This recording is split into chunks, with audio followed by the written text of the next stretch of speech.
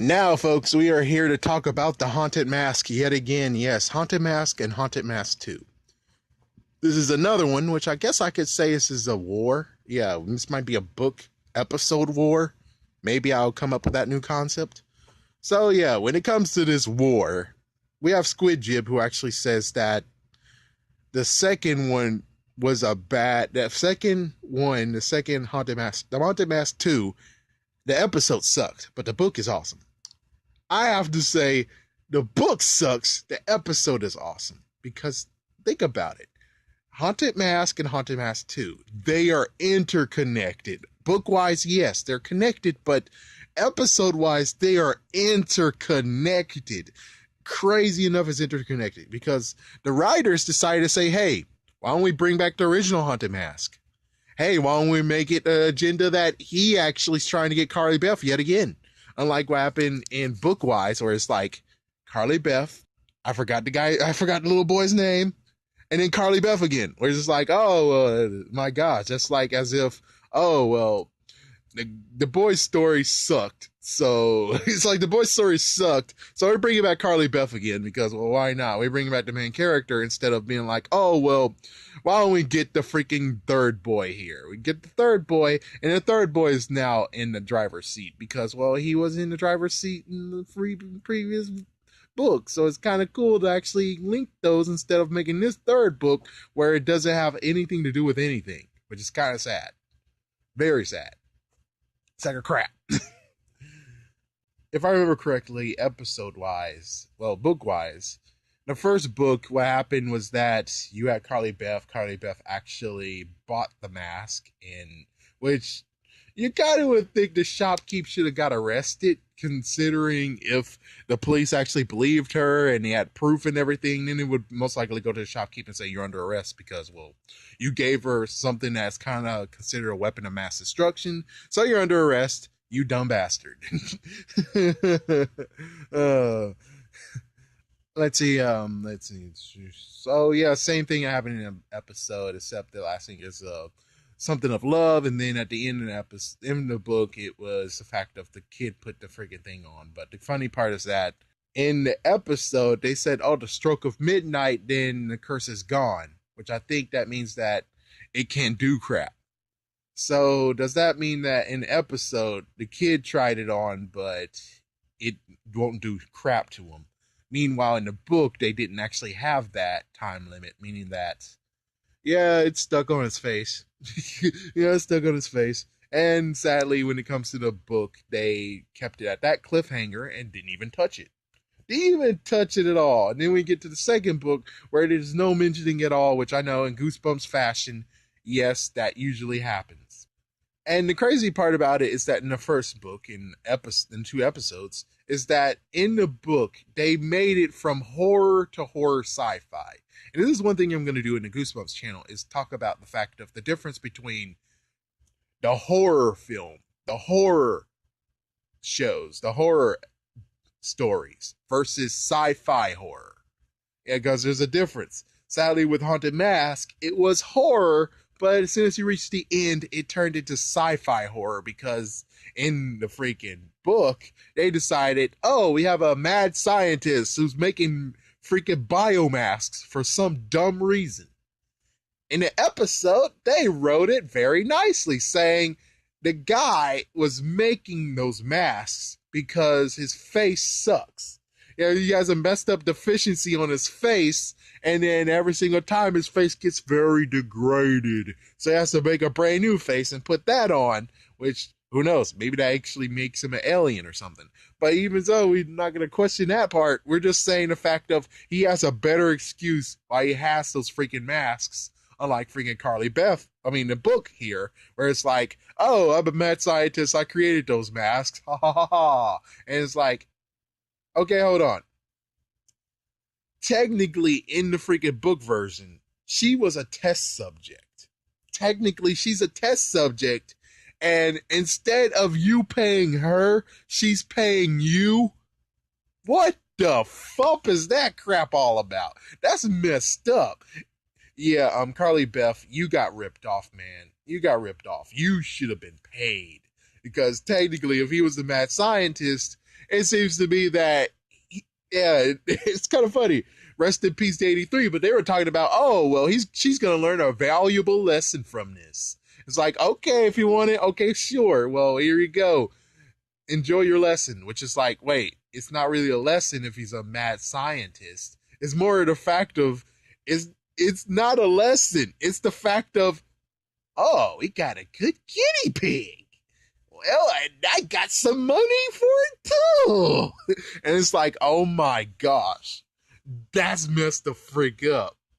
That's messed the freak up. Yeah, it's like, oh, looks like D83, rest in peace, their idea got straight up shotgunned, because if he's a freaking mad scientist and he actually allowed her to have the mask and he knows exactly what could happen, or maybe he knows that it's not really that safe, it seems to me that, yeah, she was a freaking damn guinea pig. Definitely was a freaking damn guinea pig. In an episode, on the other hand, I know differences between book and episode. I already did this, but I like to rehash anyways. The crazy part is just that in the episode, like I said, he needed the masks. He needed them. He actually needed to create the masks so he could actually have a decent face. New face, new face, new face. Oh my gosh, that would be awesome. But sadly, Scholastic will freaking copyright me again if I decide to do that. That's so, not only Scholastic, but Psy here is gonna freaking copyright me too. It's like, oh, that sucks. I would have liked to have made that nice little clip. And she stole it. She stole it. He knew what would happen with those, and she stole it instead of actually paying for it, and he was willing to give it to her. So technically, I would say the episode version is still good, because she stole it and the shopkeep knew what they were going to do to her, and she stole it. Unlike the other one where he's a mad scientist, he kind of might know what happened with those, but on the other hand, he might not. And, well, it's a good idea to get a guinea pig. And sadly, the guinea pig actually paid for it instead of actually getting paid herself. I think Carly Beth could actually sue him if she really wanted to. She kind of should have sued him. She kind of should have. Then we go into Haunted Mask 2, where the ending, I mean, how the hell could Squidjib say the ending of the book is better than the episode? How the hell does that work? I don't know. I guess they were drunk. Makes sense. Because it's like, in the episode, well, in the book, and it's kind of weird. It's like, okay, well, if it's abandoned and the guy isn't there anymore, unlike in the episode, the guy is there and he was trying to burn the masks because, well, he's a good person, unlike the freaking book version, which he left the freaking store. He abandoned it and left the masks there, which is kind of weird. It's like, okay, well, shouldn't have those cost a lot of freaking damn money to make? And you're telling me you're going to leave them there? That's kind of stupid, especially for a mad scientist. It's like, if he saw it, and I would love it if they would have actually have had him throughout the whole entire book, in the first book, that he actually was spying on Carly Beth, seeing what effects the masks have on her. And then what he would do with the masks now is basically sell them for high price or whatever, maybe make some messed up havoc. Like, for instance, if he actually has like a senator's daughter at some other country and she puts it on and she doesn't know how to take it off and now she's completely a psychopath. Oh man, especially if he's like, I know how to help her and save her. If you give me $10 million, I will give you the antidote. Now that would be awesome as fuck, but he left all the masks there. And the second book added some crap of where, oh, they have costumes that goes with them. And then he goes to the costume, and unlike the whole symbol of love that happened in the first book, in the second book, they decide to say, oh, well, the freaking remedy for this is that you got to find the freaking matching costume with it. And then the face came off, turned into a person, and then ran the fuck away. You really think that's the best ending besides the episode? You really think that's the best ending? That was the most stupidest bull crap I've ever heard. Not to mention, then it's like, okay, well, genius, if that's the best ending, well, explain to me how the fuck didn't Carly Beth find a freaking costume for her mask so she could get it off easily. But another end, it's like, oh well, if she would have done that, then when the freaking mask that is actually evil as well would have just started wreaking havoc and crap. So it's like, yeah, that would, yeah, you got a good point there. Yeah, he's kind of screwed on that one. In the episode, what basically happens is that they interconnected it, where it's like, oh well, the first mask found the guy who had the mask in the first place. He took possession of his body, and now he's gonna try to get Carly Beth to put him on the freaking mask on, so he can be with her forever. But first, he has to destroy the symbol of love that she has. Then he's able to possess her. Then it's game over, and kind of like the whole symbiote thing. It's like, yeah, it's like, oh, my first love. My first love, I'm going to get you. Oh, sorry, folks. Of course, in the second episode of Haunted Mask, the last one, her brother did do it, but of course, I already mentioned the fact of it was after midnight, so chances are it wouldn't have no effect. And off screen, she buried it. Off screen, she actually buried the Haunted Mask, I think. I think she did. I don't know. But anyways, yeah, so it came and found a guy and then it's possessed him, and it's like, okay, well, let's go get him. And then he actually gave the kid the mask instead of actually going in secret and taking a mask, which that's what happened this time. It's like, this time around, they're like, oh, well, yeah, it did say watch Goosebumps on the book. So that means that chances are they were like, if it was Ghost Written, you were like, oh, yeah, look what happened in the episode. She stole them. Okay, well, this time around, we're going to allow the two boys to steal masks. But we're going to allow the other boy, not to mention he actually stole a mask until the end of the freaking video. I mean, in the book.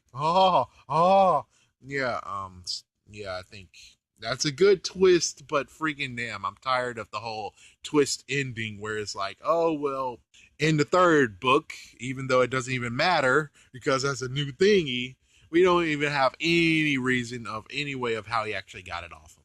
Of course, you know what happened is the fact of order. I had to go back to the freaking thing again, go find another costume. There's the costume, turned to a person, ran away again. Now it's two people running around in the streets. Sure, why not?